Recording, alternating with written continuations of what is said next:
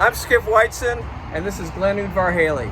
We were classmates in junior high school and high school over 50 years ago, but we never met until there was a class reunion here at the In-N-Out.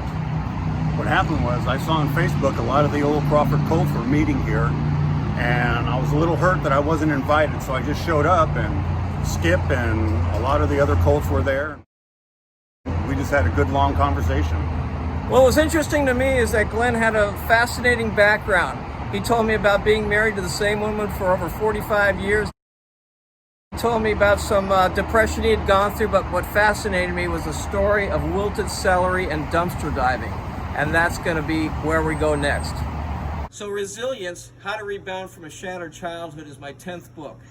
And if I hadn't written this book myself, I never would have believed the story. But what fascinated me was how my friend Glenn Udvar Haley was dumpster diving for his food.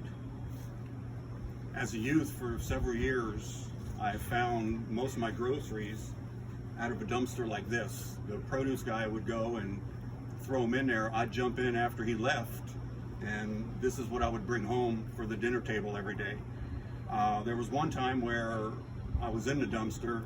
The produce guy came out, was upset with his workers.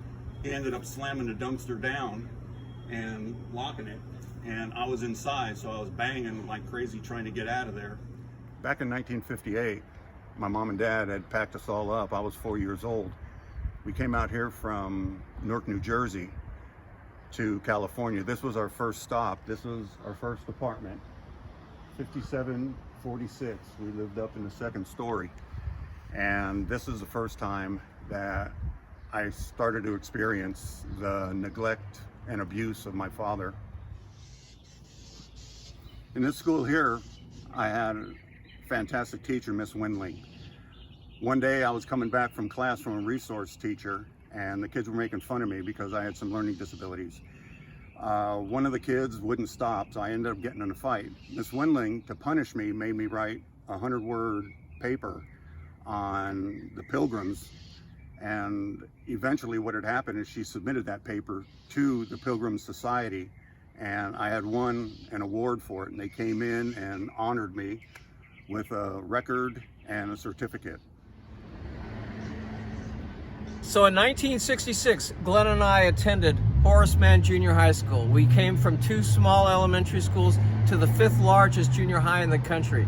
And boy, did we get lost. I experienced some depression. And how about you, Glenn? Definitely.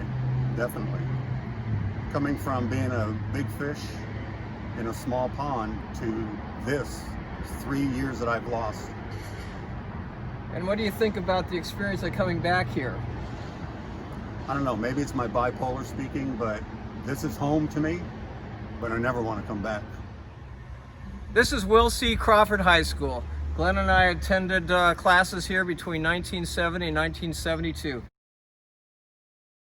Never had a class together, had never met, but we knew each other by reputation. I was on the diving team, he was on the football team. And man, did we have a great time here. How about you, Glenn? These 3 years here at Crawford were a blessing in my life. Football is always the most popular sport, even though Skip might think that he was better because he got CIF patches.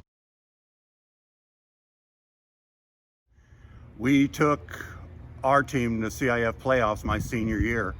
Unfortunately, with my growth, I guess my dad felt that he could take more advantage of me, and that's when the hard physical abuse started. Where our first house that we had, we got in for $1 down. That's the only way we could afford it.